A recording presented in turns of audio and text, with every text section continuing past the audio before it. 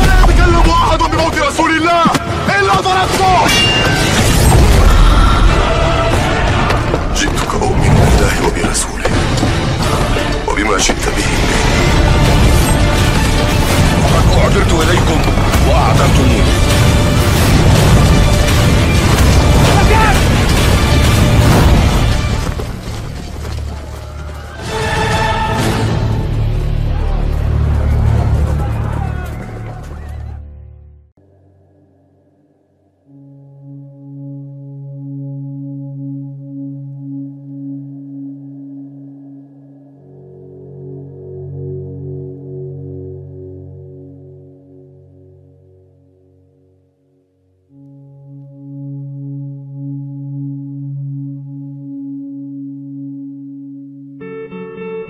Di tengah bayang-bayang sejarah Islam yang berliku, terselip sebuah kisah misterius yang tak lekang oleh waktu. Kisah tentang sosok yang dijanjikan akan datang di akhir zaman, seorang pemimpin agung yang akan memenuhi dunia dengan keadilan setelah sebelumnya diliputi kezaliman. Dialah Al-Mahdi, sang penyelamat. Namun, seperti kabut yang menyelimuti puncak gunung, sosoknya diselimuti oleh kabar yang bertentangan, pandangan yang tak sejalan, dan keyakinan yang berbeda tajam antara dua arus utama dalam Islam, Sunni dan Syiah. Kisah ini tidak dimulai dengan perang, darah, atau kekuasaan. Ia bermula dari duka yang dalam, wafatnya Nabi Muhammad. Dalam kekosongan pemimpin, setelah wafatnya sang Nabi, umat Islam terpecah dalam dua arus besar. Mereka yang meyakini bahwa penerus Nabi ditentukan melalui musyawarah, Sunni, dan mereka yang yakin bahwa kepemimpinan adalah hak ilahi yang telah ditetapkan kepada keluarga Nabi, Ahlul Bait, Syiah. Dari sinilah garis perbedaan tentang Imam Mahdi mulai terukir dalam lembar sejarah. Bagi mayoritas Sunni, Mahdi adalah sosok yang belum lahir. Ia akan muncul di akhir zaman, seorang pemuda dari keturunan Nabi Muhammad, dari garis keturunan Fatimah, putri Nabi. Namanya akan menyerupai nama Nabi, Muhammad bin Abdullah. Ia bukan Nabi, tapi seorang pemimpin yang diberi petunjuk oleh Allah Subhanahu wa Ta'ala. Itulah arti Mahdi, yang diberi petunjuk. Ia akan muncul saat dunia berada di ambang kehancuran moral dan sosial. Dalam kitab-kitab hadits Sunni seperti Sunan Abu Dawud, Tirmidzi, dan Musnad Ahmad disebutkan bahwa Mahdi akan muncul di Mekah, disambut oleh para kaum beriman dan memimpin umat Islam dalam perang besar melawan kezaliman. Bersamanya akan turun pula Nabi Isa untuk menumpas Dajjal. Namun, Mahdi dalam pandangan Sunni bukanlah sosok yang gaib, bukan pula sosok yang telah hidup ribuan tahun. Ia adalah manusia biasa yang akan Allah Subhanahu wa Ta'ala angkat sebagai pemimpin saat dunia membutuhkannya. Namun di sisi lain sejarah, aliran Syiah memandangnya dengan nuansa yang jauh lebih kompleks, mistis, bahkan tragis. Bagi Syiah Imamiyah, Itsna Asyariyah, Imam Mahdi bukan sekadar tokoh masa depan. Ia adalah imam ke-12, keturunan dari garis suci Ali bin Abi Thalib dan Fatimah, cucu Nabi Muhammad. Namanya adalah Muhammad bin Hasan al-Askari. Ia telah lahir pada tahun 255 Hijriah di Samara, Irak. Namun, ketika usianya baru menginjak 5 tahun, ayahnya, Imam Hasan al-Askari, wafat secara misterius. Dan disinilah dimulainya peristiwa besar yang dikenal sebagai ghaibah, okultasi.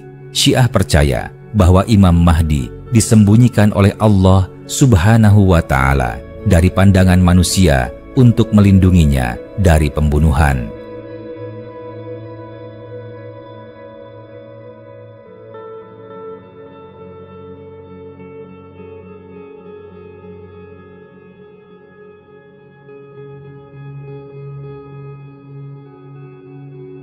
Sejak itu ia masuk ke dalam dua fase gaib, ghaibah sugra, okultasi kecil, di mana ia masih berkomunikasi melalui para wakil khusus, dan ghaibah kubra, okultasi besar, di mana komunikasi terputus total.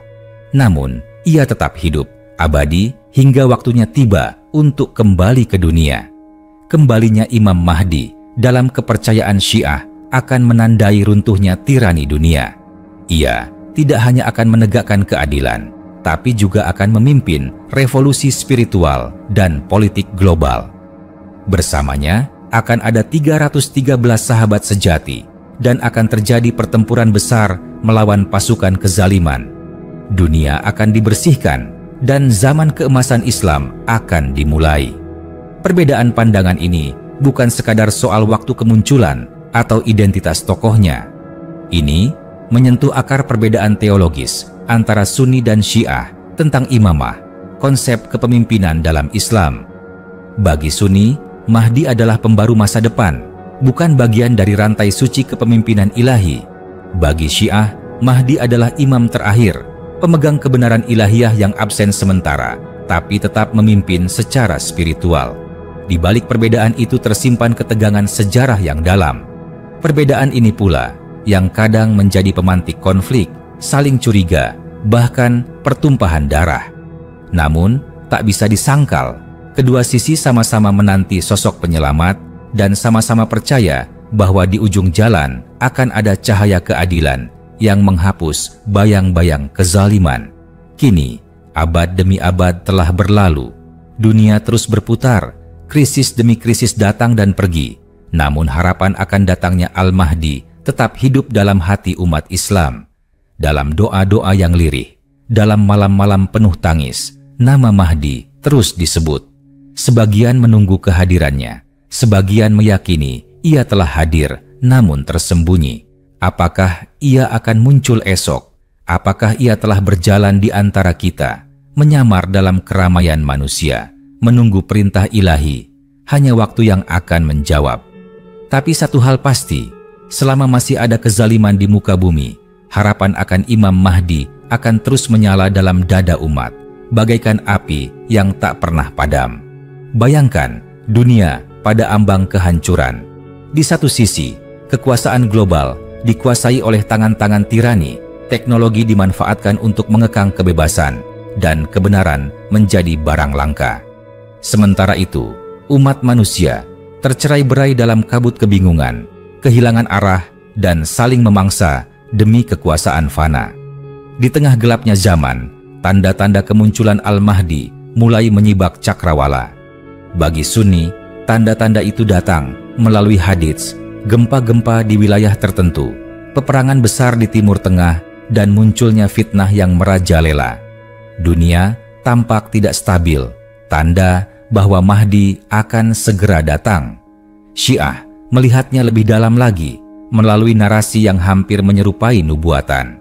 Akan terjadi serangkaian peristiwa global, kerusuhan di Syam, Suriah, kemunculan seorang tokoh jahat dari wilayah Khurasan, dan suara gaib dari langit yang memanggil seluruh umat untuk kembali kepada kebenaran. Langkah-langkah Mahdi akan terdengar pertama kali di Mekah, di antara dinding Ka'bah, ketika dunia sedang sibuk dengan kehancurannya sendiri. Saat Mahdi muncul, ia tidak datang membawa kekuasaan duniawi, tetapi keadilan ilahi. Bagi Sunni, ia akan memimpin pasukan muslimin melawan kezaliman global, dan puncaknya adalah saat dia dan Nabi Isa alaihissalam bersama-sama menghadapi Dajjal. Mahdi bukan nabi, bukan juga imam dalam artian Syiah, tetapi seorang mujadid yang akan membawa Islam kepada kejayaannya kembali. Di sisi lain, bagi Syiah, Imam Mahdi akan menjadi pemimpin revolusi ilahi. Ia tidak hanya melawan tirani fisik, tetapi juga membongkar kemunafikan spiritual. Dalam tradisi Syiah, Imam Mahdi akan mengadili para penzalim masa lalu, termasuk tokoh-tokoh sejarah yang dianggap telah mengkhianati Ahlul Bait. Sebuah pengadilan akhir sejarah akan digelar di bumi, bukan di akhirat. Ia akan membentuk pemerintahan suci yang pusatnya di Kufah, bukan di Mekah atau Madinah, dan dari sanalah hukum ilahi akan ditegakkan ke seluruh penjuru bumi. Tidak hanya umat Islam yang akan tunduk, tetapi semua agama akan diundang untuk menyaksikan keadilan sejati. Apa yang membuat sosok Mahdi begitu memikat? Mungkin karena ia bukan hanya seorang pemimpin, tetapi juga simbol. Ia adalah pengejawantahan harapan. Ia bukan hanya tokoh dalam teks, tetapi gema dalam jiwa mereka yang tertindas. Dalam berbagai riwayat, disebutkan Mahdi adalah sosok yang tampan, karismatik, dan bijaksana. Suaranya lembut, tetapi keputusannya keras. Ia disayangi oleh yang lemah dan ditakuti oleh para zalim. Dalam narasi Syiah, sosoknya hampir seperti bayangan Tuhan di bumi, pemegang hikmah yang melampaui zaman. Bagi Sunni, ia adalah pelita di tengah gelapnya akhir zaman. Namun, misteri menyelimuti dirinya. Dalam narasi Sunni, tak seorang pun tahu siapa dirinya sampai Allah Subhanahu wa Ta'ala menunjukkannya.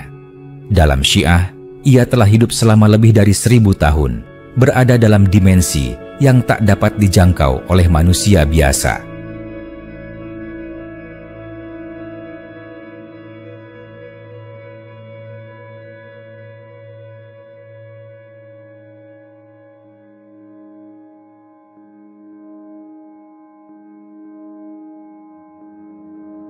Ia bisa jadi sedang melihat kita saat ini tanpa kita sadari. Di tengah semua narasi yang megah dan mistis ini, muncul satu pertanyaan penting. Bagaimana seharusnya umat Islam bersikap?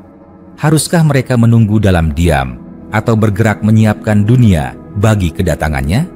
Bagi sebagian ulama Sunni, menunggu Mahdi tidak berarti pasif.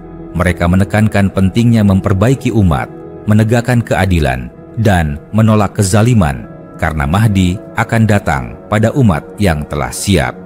Di sisi Syiah, terdapat konsep intidhar, penantian aktif. Seorang mukmin sejati adalah yang berjuang menyiapkan kedatangan imam zaman dengan memperbaiki diri dan masyarakat. Akhir zaman adalah misteri yang hanya diketahui oleh Sang Pencipta. Namun, kisah Mahdi adalah jembatan yang menghubungkan masa lalu, masa kini, dan masa depan. Di dalamnya terkandung rindu akan keadilan, semangat untuk berjuang, dan harapan akan datangnya cahaya di tengah kegelapan. Mungkin dunia belum siap, mungkin hati kita belum cukup bersih, tapi suatu hari suara itu akan terdengar di langit bahwa Sang Penyelamat telah datang. Dan ketika itu terjadi, langit akan bergemuruh, bumi akan bergetar, dan sejarah akan menulis bab terakhirnya dengan tinta keadilan yang tak bisa dihapus oleh kekuasaan manapun. Ketika tanda-tanda langit semakin nyata, dunia bersiap memasuki fase yang belum pernah disaksikan oleh sejarah. Dalam berbagai teks klasik dan nubuat, disebutkan bahwa Mahdi akan muncul dari wilayah timur, dari Khurasan, dari negeri yang sekarang meliputi sebagian Iran, Afghanistan, dan Asia Tengah. Dari sana, panji hitam akan berkibar, dan ketika panji itu bergerak, tak ada kekuatan yang bisa menghentikannya. Dalam narasi Sunni, panji ini adalah simbol kebangkitan umat.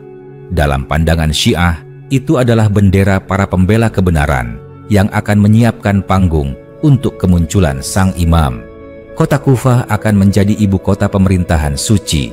Dunia lama akan runtuh, bukan dengan kehancuran, tapi dengan kebangkitan nilai-nilai surgawi. Puncak dari kisah ini mencapai klimaks ketika dua tokoh besar bertemu di Masjidil Aqsa, Isa Al-Masih dan Imam Mahdi. Di sini, perbedaan Sunni dan Syiah kembali menarik untuk diamati. Bagi Sunni, Mahdi hanyalah pelengkap peran Isa. Nabi Isa turun dari langit untuk membunuh Dajjal, dan Mahdi akan mengikutinya. Namun Mahdi tetap menjadi pemimpin umat Islam secara politis, sementara Isa memimpin secara spiritual. Sementara dalam pandangan Syiah, Mahdi adalah pemimpin sejati akhir zaman.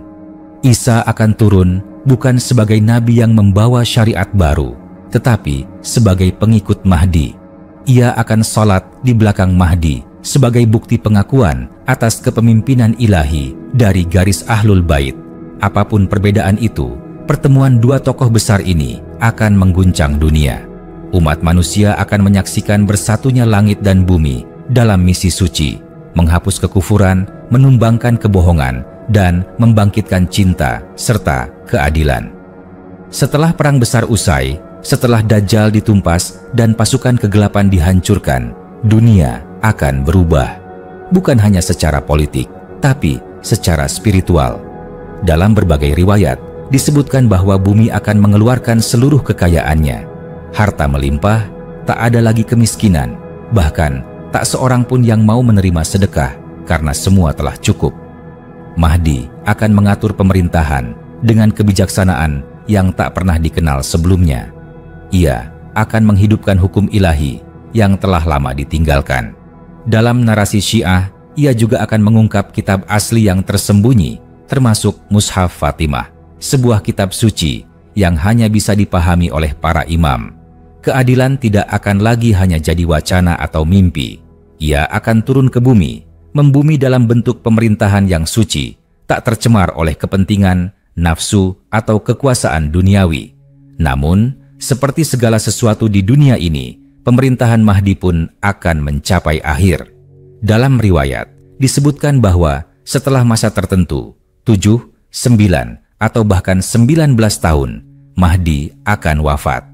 Dunia yang telah dibersihkan, kemudian bersiap memasuki babak terakhir dari perjalanan umat manusia, hari kiamat. Wafatnya Mahdi bukan akhir dari harapan. Sebaliknya, ia adalah awal dari kemenangan abadi, karena setelahnya umat yang setia akan dibangkitkan dalam keadaan mulia. Mereka yang telah memperjuangkan kebenaran bersama Mahdi akan mendapatkan tempat terbaik di sisi Tuhan. Kini, pertanyaannya bukan lagi kapan Mahdi akan datang, tetapi siapkah kita ketika ia datang? Apakah kita akan menjadi bagian dari pasukannya, atau termasuk dari mereka yang menolak, mengolok, bahkan memusuhinya karena tidak sesuai dengan ekspektasi duniawi? Imam Mahdi dalam segala kebesarannya bukan hanya tokoh yang ditunggu. Ia adalah ujian keimanan. Ia menuntut kesetiaan bukan pada simbol, tetapi pada nilai. Ia menuntut keberanian untuk melawan arus zaman, untuk berpihak pada kebenaran, meski semua dunia berdiri di sisi yang berlawanan.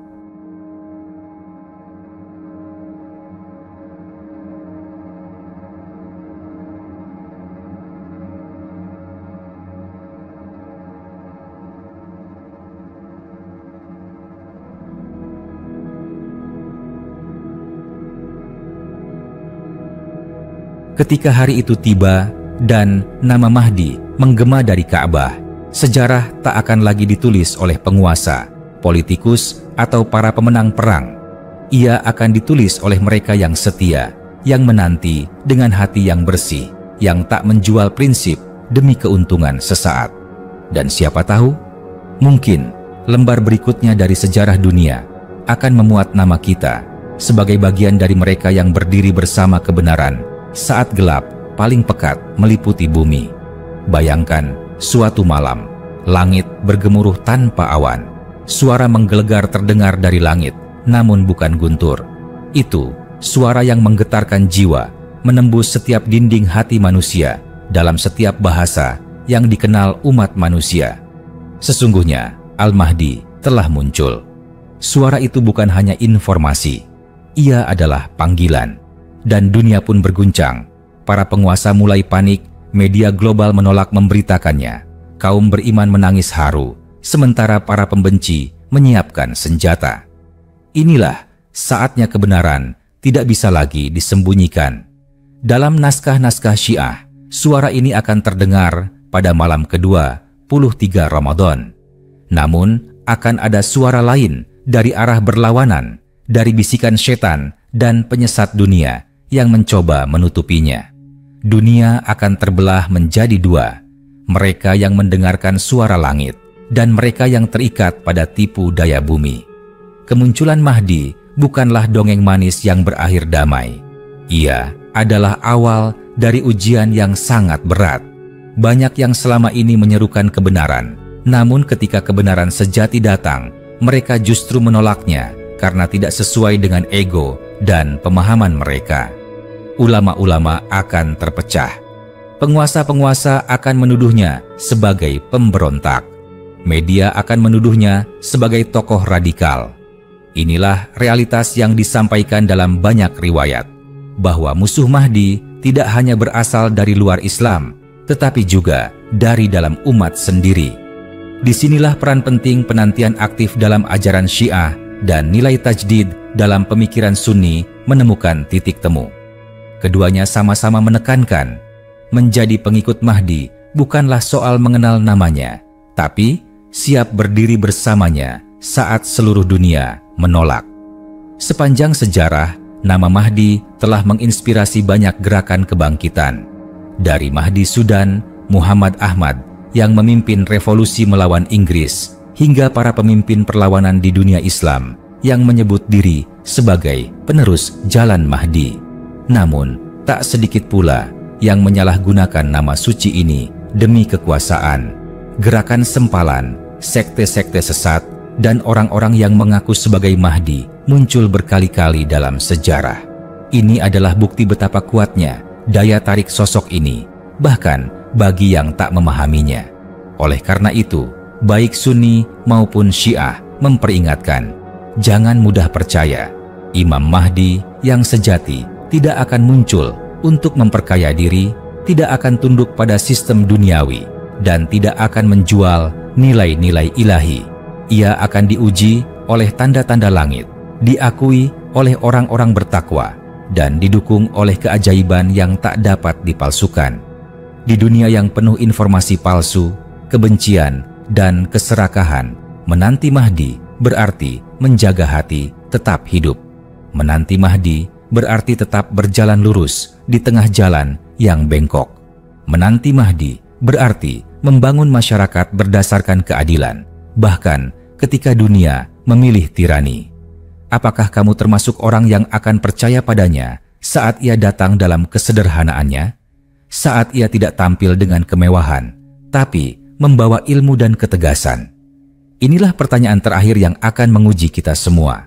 Mahdi bukan hanya tentang masa depan, tapi tentang siapa kita hari ini.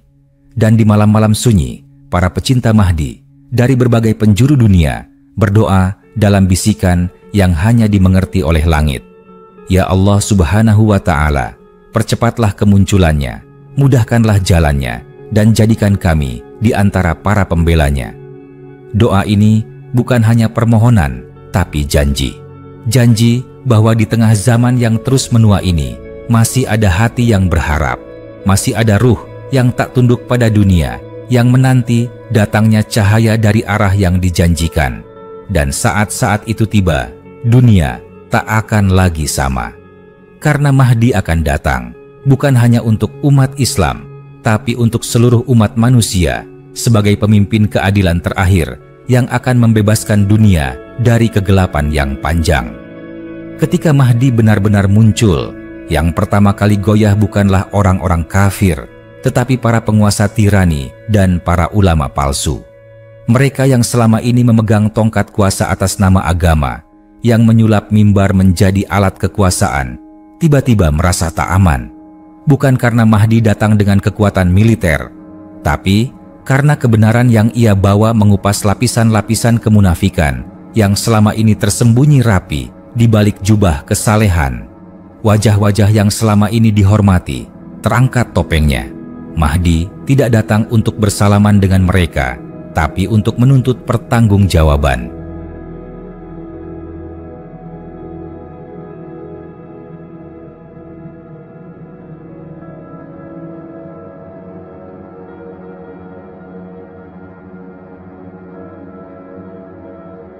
Dan inilah puncak ujian sejati. Banyak yang selama ini berseru menanti Mahdi, tapi ketika dia datang, tidak sesuai dengan imajinasi mereka. Mereka menjadi musuh utamanya. Ketika Mahdi membongkar sistem dunia, ekonomi dunia mulai hancur. Sistem riba ditumbangkan. Kekayaan yang menumpuk di tangan segelintir elite global dikembalikan ke rakyat. Kekuasaan dipotong dari tangan mereka yang menindas, dan bumi mulai merasakan keadilan yang lama hilang. Dunia pun marah. Negara-negara besar yang selama ini mengatur nasib bangsa lain merasa terusik. Mereka mencap Mahdi sebagai ancaman, bahkan sebagai teroris global. Militer dikirim. Senjata-senjata tercanggih diarahkan ke pusat pemerintahan Mahdi. Namun, mereka lupa. Kekuatan Mahdi bukan terletak pada teknologi, tetapi pada langit yang memihak padanya. Dan disinilah terjadi pertempuran terakhir umat manusia, Ya'juj dan Ma'juj, fitnah Dajjal yang telah mencapai puncaknya, dan akhirnya kehancuran sistem lama yang digantikan oleh tatanan baru yang adil dan suci. Setelah badai berlalu, dunia menyaksikan kedamaian yang belum pernah dirasakan sebelumnya. Tidak ada lagi penindasan atas dasar ras, kelas, atau agama. Hukum ditegakkan bukan berdasarkan kekuasaan, tetapi berdasarkan kebenaran. Manusia kembali pada fitrahnya. Syiah meyakini bahwa Imam Mahdi akan mengajarkan kembali Islam sebagaimana diajarkan Nabi, tanpa penyelewengan sejarah, tanpa manipulasi politik. Bahkan, banyak hukum-hukum yang diperdebatkan selama berabad-abad akan dijelaskan oleh Mahdi sendiri. Tidak ada lagi perpecahan, tidak ada lagi konflik mazhab. Sunni pun percaya bahwa di masa Mahdi, Islam akan berjaya kembali. Dunia akan kembali tunduk kepada syariat, bukan karena paksaan, tapi karena cinta. Semua umat akan hidup dalam kemakmuran dan perdamaian. Tetapi, segalanya punya akhir. Saat tugas Mahdi selesai, ia akan wafat seperti manusia lainnya. Riwayat menyebutkan bahwa ia akan dimakamkan di samping makam kakeknya, Nabi Muhammad, di Madinah. Dunia akan menangis kepergiannya. Tapi, benih yang ia tanam tidak akan mati. Generasi baru yang tumbuh di bawah panji keadilan Mahdi akan menjadi generasi akhir zaman. Generasi yang siap menyambut kiamat dalam keadaan iman paling sempurna. Setelah Mahdi, tak ada lagi nabi, tak ada lagi pemimpin spiritual dunia. Karena bumi akan dipersiapkan untuk saat yang dijanjikan, tiupan sangkakala pertama. Dan disinilah narasi panjang ini berakhir, bukan sebagai dongeng, bukan sebagai mitos, tapi sebagai pengingat bahwa Mahdi bukan hanya tokoh akhir zaman. Ia adalah cermin yang akan memperlihatkan siapa diri kita sebenarnya. Apakah kita akan menjadi penanti sejati atau hanya pengagum yang goyah saat kenyataan menghantam? Apakah kita akan berdiri bersamanya atau menjadi orang pertama yang mengangkat senjata melawannya hanya karena ia tidak sesuai dengan mazhab, golongan, atau ambisi pribadi kita? Pertanyaan itu tak akan dijawab di medan perang, tapi di dalam hati kita sekarang juga.